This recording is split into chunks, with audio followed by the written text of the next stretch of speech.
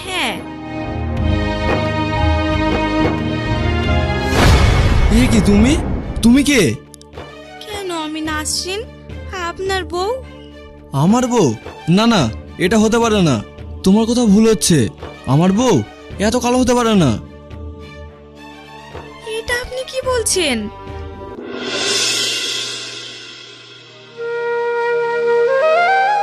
দেখুন, আমার কাছে পরিষ্কার কথা, লুকোচুরির কোনো কথাই আসে না। মেয়ে কিন্তু কালো। মেয়ে কালো? তাতে আমাদের কোনো আপত্তি নেই।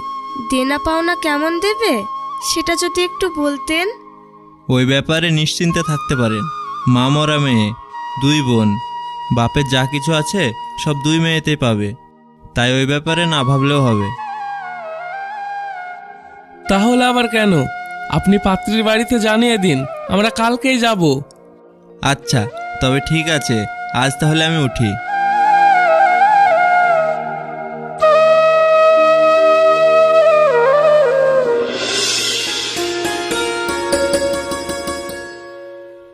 বাহ, ভারী মিষ্টি দেখতে। মেয়ে আমাদের পছন্দ, আমাদের দিক থেকে কোনো আপত্তি নেই। তাহলে আবার কেন? তবে হ্যাঁ, এবার আপনারা জামাই মেয়েকে কি দেবেন না দেবেন সেগুলো যদি একটু বলতেন। দেখুন, আমার মা মরা 2 মেয়ে, কোনো ছেলে নেই। আমার যা কিছু আছে সবই 2 মেয়ে পাবে। তা বললে তো হবে না। আপনার বড় মেয়ে আর ছোট মেয়ে দুজনেই তো আলাদা। আপনার ছোট মেয়ে যেহেতু গায়ের রং কালো, তখন তো ওর জন্য এক্সট্রা কিছু লাগবে। সে নয় আমরা দেব, কিন্তু ছেলে তো একবারও মেয়ে দেখলো না। ছেলেরও তো পছন্দ অপছন্দ বলে কোনো জিনিস আছে। ও নিয়ে আপনাদের চিন্তা করতে হবে না। আমাদের পছন্দই আমার ছেলের পছন্দ। তাহলে আবার কেন? যত তাড়াতাড়ি বিয়ের আয়োজন করা যায় ততই ভালো। আচ্ছা ঠিক আছে, আমরা এদিকে বিয়ের আয়োজন করছি, আর তোমরা ওদিকে মেয়ের বিয়েতে কি কি দেবে সেগুলোর আয়োজন করো। আচ্ছা ঠিক আছে।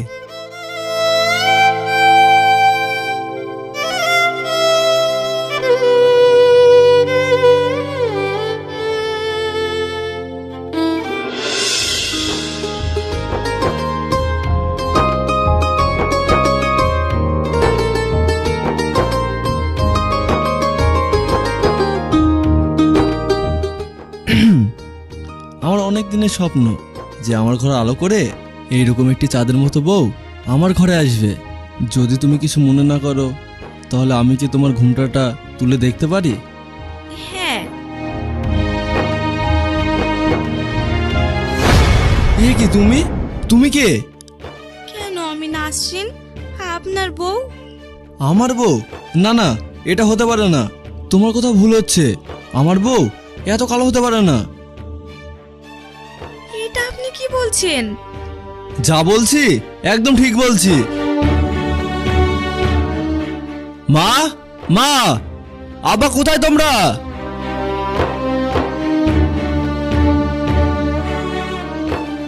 কি রে, কি হলো? এইভাবে চিৎকার করছিস কেন? এই যে আমার ঘরে এই মেয়েটাকে। কে মানে? তোর বউ? না, হতে পারে না।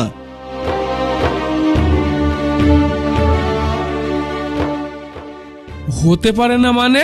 তুই ছবি দেখে নিজে মেয়েকে পছন্দ করেছিস, আর এখন হতে পারে না বললেই হবে? কিন্তু ছবিতে তো ওকে অন্যরকম লাগছিল, আর এখানে আর এক রকম। কে বলেছে অন্যরকম? সেই একই চোখ, একই নাক, একই মুখ, শুধু ছবির থেকে গায়ের রংটা একটু দাবা। তাই ভারী মিষ্টি মেয়ে। একটু না, অনেকটাই। সুফিয়ান, যাওয়ার হয়ে গেছে, তাই বলছি বেশি কথা না বাড়িয়ে যা, চুপচাপ সবকিছু মেনে নে। অসম্ভব, আমি কখনো এই মেয়েকে মেনে নিতে পারবো না। এইসব তুই কি বলছিস? মেনে নিতে পারবি না মানে? এত সুন্দর একটা মিষ্টি মেয়ে, তার উপরে আবার বিয়েতে কত কিছু দিয়েছে। একেবারে আমার বাড়ি পুরো ভরে দিয়েছে। আমার তো মনে হচ্ছে বাড়িতে যেন আমি লক্ষ্মী এনেছি। আমি সব বুঝি। হ্যাঁ, তোমরা তোমাদের স্বার্থের জন্য ওই কালো জঘন্য মেয়েটাকে আমার ঘাড়ে চাপিয়ে দিয়েছো। সুফিয়ান, অনেক হয়েছে তোর এই বেয়াদবপনা, আর সহ্য হচ্ছে না বুঝলি? তাই বলছে অনেক রাত হয়ে গেছে, চুপচাপ ঘর বন্ধ করে শুয়ে পড়। চলে এসো।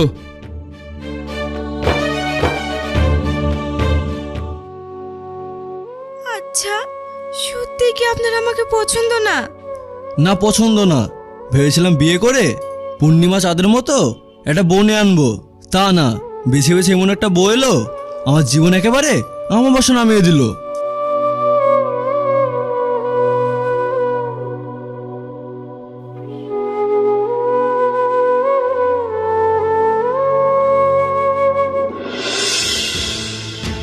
ঝিলিক, তুই কোথায় যাচ্ছিস?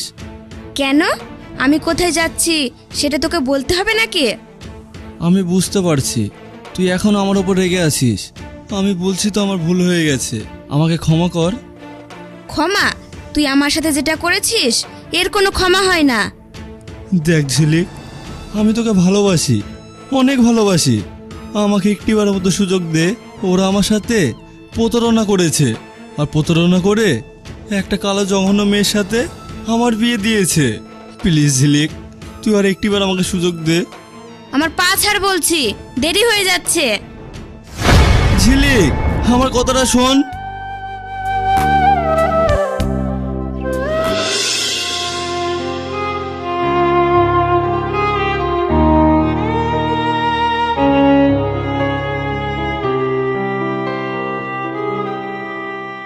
এ কি, তুমি চলে যাচ্ছ, খাবে না?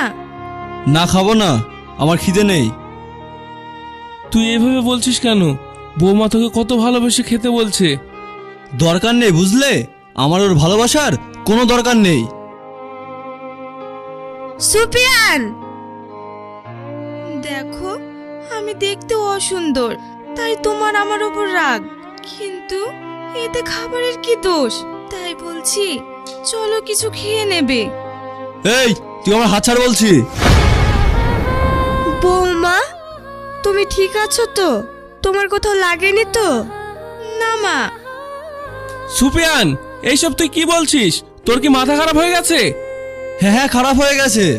তোমার ওই আদরের বৌমার কালো বিশ্রী মুখটা দেখলে না আমার মাথা এমনিতেই খারাপ হয়ে যায়। তাই বলছো ওকে বলে দিও ওর ওই চেহারা নিয়ে জানো আমার সামনে না আসে।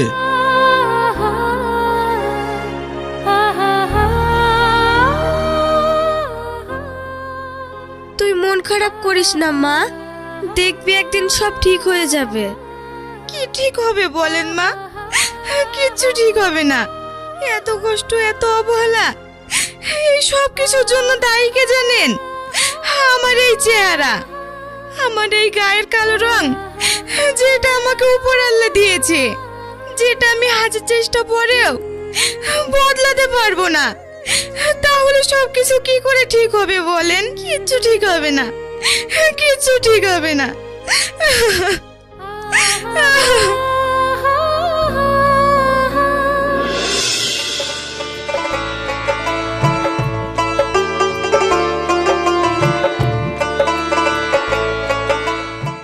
নাসরিন, নাসরিন,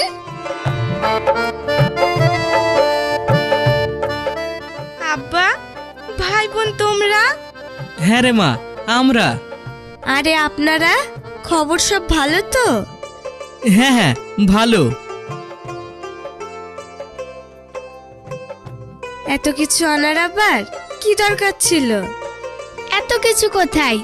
এতদিন পর বোনের বাড়িতে এলাম, এটুকু তো আনতেই হবে, বলুন। নাসরিন, ওনাদের নিয়ে ভিতরে চলো। হ্যাঁ।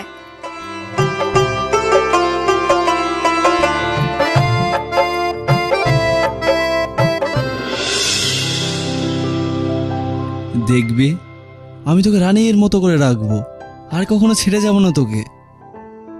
সত্যি বলছিস তো? এই শোন না, কি বল? তুই আমাকে এক জোড়া সোনার কানের দুল কিনে দিবি?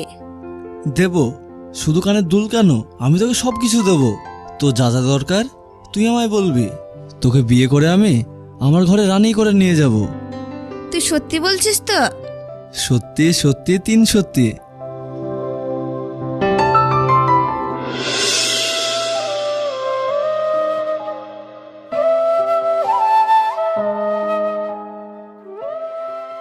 আসার সময় হলো, এতক্ষণ কোথায় ছিলে? কেন, আমি কোথায় যাচ্ছি না যাচ্ছি সেই কৈফিয়ত তোমায় দিতে হবে নাকি? সেরকম কিছু না, আজ আব্বা বোন ভাই এসেছিল তো তাই তোমার খোঁজ করছিল। তোমার সাথে কথা বলার জন্য অনেকক্ষণ অপেক্ষা করে বসেছিল, তাই বলছিলাম। কেন? তোমার পরিবারের লোকজন কখন আসবে? আমার সাথে বসে গল্প করবে, সেই জন্য আমাকে বাড়িতে শাড়ি চুটি পরে বসে থাকতে হবে নাকি? যত সব। শোনো, তোমাকে আমার একটা কথা বলার আছে। আবার কি বলবে? পাড়ার প্রতিবেশীর মুখে মুখে শোনা যাচ্ছে তুমি নাকি ঝিলিক নামে কারোর সাথে খুব মেলামেশা করছো। কি বললি তুই? আর একটিবার যদি তুই ঝিলিকের নাম তোর এই পাপ মুখে নিয়েছিস না, তাহলে তোর কপালে অনেক কষ্ট আছে, বলে দিলাম।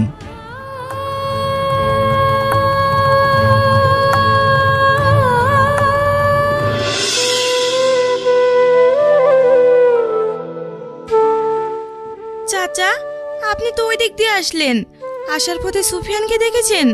কই না তো। দেখেননি?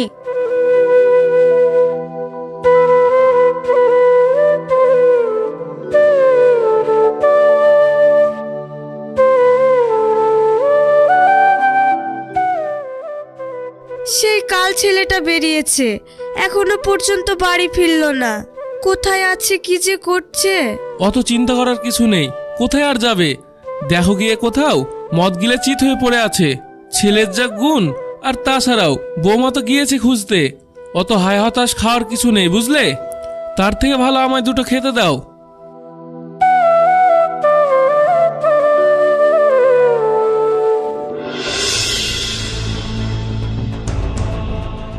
অনেক হয়েছে, এবার বাড়ি যা।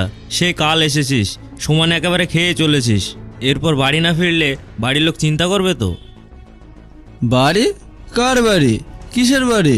আমার কোনো বাড়ি নেই।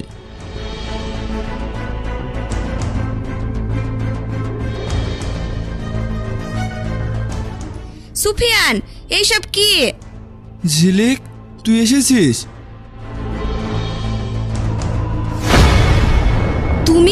তুমি কে? আমি সুফিয়ানের বউ, কিন্তু তোমাকে তো ঠিক চিনলাম না। আমি ঝিলিক। ও, তাহলে তুমি সেই ঝিলিক যার জন্য আমি আমার স্বামীর মন পাই না। আচ্ছা, তোমার লজ্জা করে না অন্য স্বামীর সাথে ফুষ্টি নষ্টি করতে? কি বললে তুমি? আমি তোমার স্বামীর সাথে ফষ্টি নষ্টি করে বেড়াই? মিথ্যা। বরং তোমার স্বামী তোমার রূপে সন্তুষ্ট না হয়ে আমার কাছে আসে। এইসব তোমায় কে বলেছে? আমি বলেছি।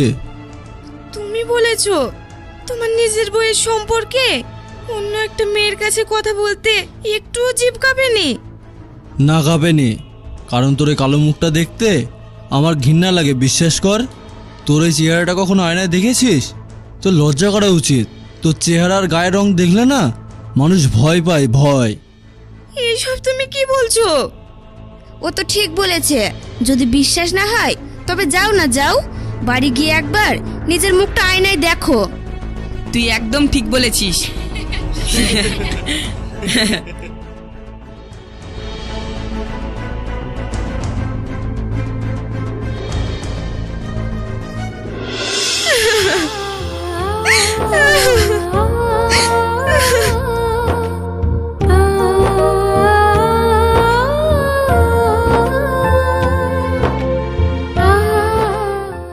আমি এতটা খারাপ দেখতে?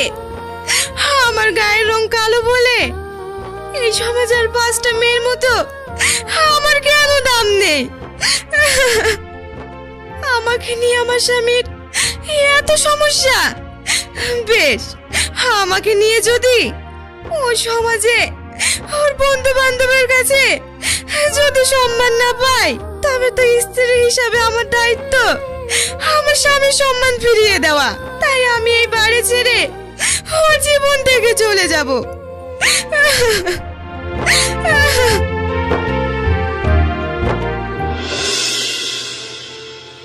দেখতে দেখতে আজ 1 মাস হয়ে গেল। এত করে বুঝিয়েও ছেলেটাকে রাজি করাতে পারলাম না যে বাড়ির বউকে বাড়ি ফিরিয়ে আনবে। কি আর করবে বলো? যদি সেরকম হয় তাহলে আমি আর তুমি গিয়ে না হয় ভালো করে বুঝে সুঝে নিয়ে আসবো। তুমি ঠিক বলেছো।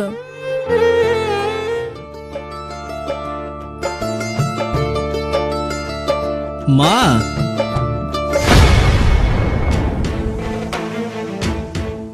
সুফিয়ান, এটা তুই কি করেছিস? কি করেছি মানে? এই দেখো না, বিয়ে করে কেমন চাঁদের মতো বউ এনেছি।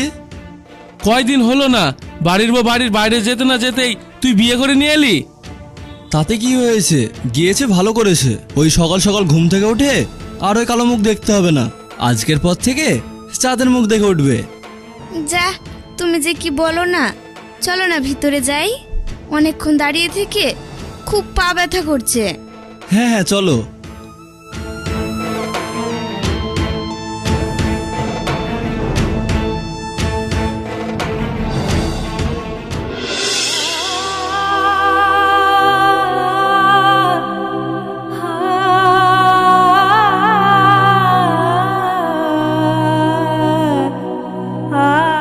বোন, তুমি কখন এলে? এই তো এলাম। তুমি একা এসেছো? সঙ্গে ভাই আসেনি? আসেনি, ওর একটা কাজ আছে, সেই কাজটা সেরে পরে আসবে। ও, তো তোমরা সবাই ভালো তো? আমরা ভালো আছি, তোর খবর কি সেটা বল। আমার আবার কি খবর? এই তো দিব্যি আছি, সব থেকেও না থাকার বেদনা নিয়ে। নাসরিন, হ্যাঁ বোন।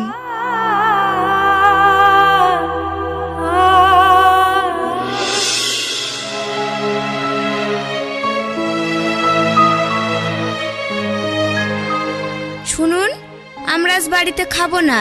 রান্না করার সময় হিসাব করে রান্না করবেন। খাবে না কেন? কোথাও যাবে? আপনার ছেলে টাকা আনতে গিয়েছে, চলে এলেই আমরা দুজনে কিছু কেনাকাটা করতে যাব, আর ফেরার পথে খেয়ে আসবো। ও আচ্ছা, ঠিক আছে।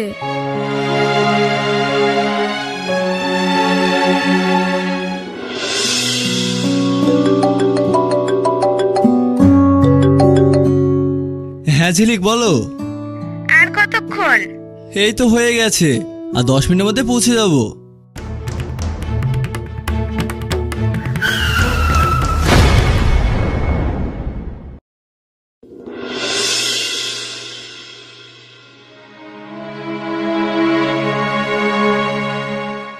এসব তুমি কি বলছো?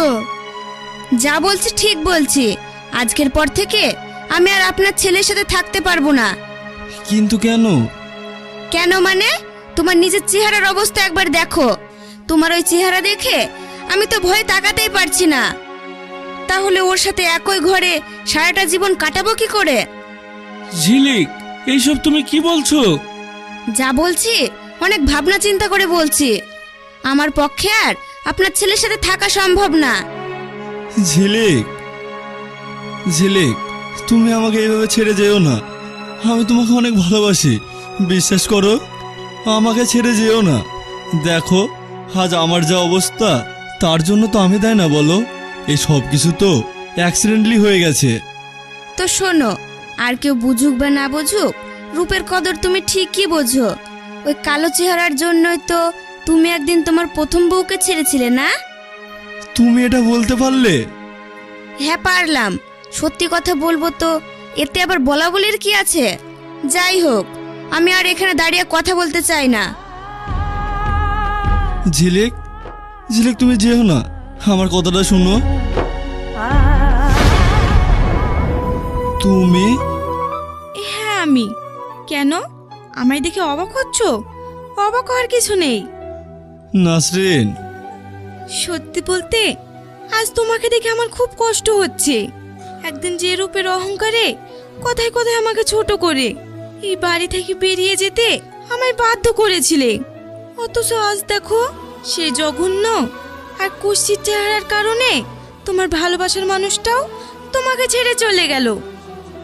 বৌমা ঠিক বলেছে, চেহারা মানুষের সম্পদ নয়। মানুষের মূল যেটা সম্পদ সেটা হলো একে অপরের প্রতি ভালোবাসা। মানুষের রূপ যৌবন এ সব কিছু আজ আছে কাল নেই। কবে যে তুই এই কথাটা বুঝবি? বুঝেছি, আমি সব বুঝতে পেরেছি। মানুষের চেহারা কখনো মানুষের হাতে থাকে না। এই সব কিছু ওপর আল্লাহর খেলা। একটি মানুষকে যখন শুধুমাত্র তার গায়ের রং চেহারা দেখে বিচার করে, তার কাছের মানুষটিকে দূরে ঠেলে দেয়, তার যে কি যন্ত্রণা সেটা আজ আমি বুঝতে পারছি। আমাকে ক্ষমা করো নাসরিন, আমি না জেনে তোমার সাথে অনেক অন্যায় করেছি।